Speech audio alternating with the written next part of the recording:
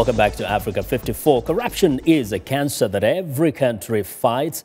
And that is why the U.S. government has a system in place that oversees federal agency actions and watches over private sector companies that are contracted to the government. And now the goal is to prevent fraud and waste and make government programs more efficient and effective.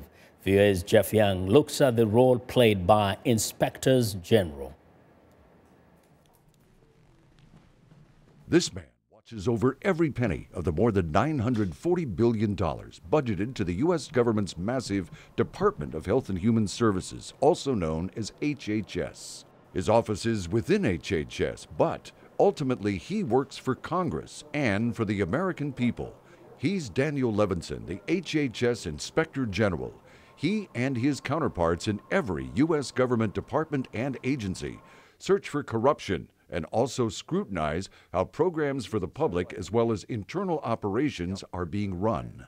We audit the money that comes through the department. We investigate any possible wrongdoing as a result of looking at those figures to see whether there might be a criminal activity involved, and if there is, to prosecute those who would be engaged in that activity. And thirdly, we look to see whether we can improve the programs as they operate. With billions of U.S. tax dollars spent on health care and other programs, the potential for fraud and corruption is huge. Levinson reports that over the past 5 years, his audits and investigations resulted in nearly 3,800 criminal convictions, nearly 2,000 civil settlements, and the recovery of $23.5 billion. Inspectors General, or IGs, are appointed by the President and report to Congress about their departments or agencies' activities. They also inform the department secretaries or agency heads in the areas in which they work, but they are not subordinate to them. Maintaining that autonomy is vital, according to government watchdog group Project on Government Oversight's Michael Smallberg. Ideally, we think there should be an adversarial relationship between the Inspector General and the agency head.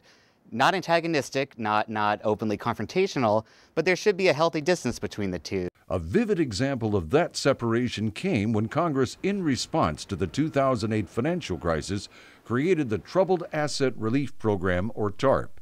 The IG overseeing TARP, Neil Barofsky, publicly criticized Treasury Secretary Tim Geithner, saying the Secretary's implementation of the program favored Wall Street instead of the public. The only way that TARP got passed, the only way it got the votes necessary in Congress to become law, was promises made by the Treasury Department and the President that this would be a program that would not just help the big banks, but also help those struggling homeowners. He said up to 4 million people would stay in their homes because of this program. And that was just an absolute failure. While the TARP program eventually provided some homeowner assistance, Barofsky says it has never fulfilled its promises to Congress. His battles with Secretary Geithner prompted him to resign in March 2011, but the position itself continues with a new Inspector General.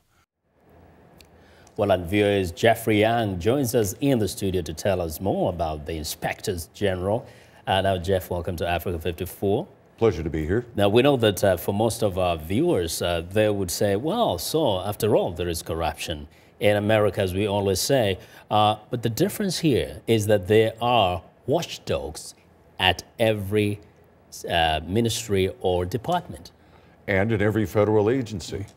And these people, the inspectors general, even though they're within a department, what would be a ministry, they're within that department, but they do not answer directly to the cabinet secretary, who would be the equivalent of a minister. They don't answer to them, they answer to Congress. That's where their final report comes. They also give a report to whoever heads the ministry or the department or the agency, but that's not the person who has final control. It's Congress. And now in many parts of the world, there will be one guy who is overseeing the entire government system. But here, at every agency, there's an individual or an office that is run and headed by a particular person. And they're looking at what specifically? Well, there's a whole range of things that they're looking at. First of all, are the funds that are budgeted for that ministry or that department, are they being spent properly? So there's oversight on the budget. Then anyone who has a contract, an outside company that has a contract with that federal department or federal agency, Was that contract performed properly? Was the money dealt with properly? Did they do the job? Did they build the building? Did they do what they were supposed to do under the contract? All right. Personally, you have some experience with the Inspector General. Give us a little sense of what you experienced when you were there. I spent 6 months. I just recently came back to VOA from the Office of the Special Inspector General for Iraq Reconstruction. His name is Stuart Bowen. This is the person who oversaw $60 billion that Congress appropriated to rebuild Iraq after the 2003 war that toppled Saddam Hussein. Every penny of that. And we found people that broke the law.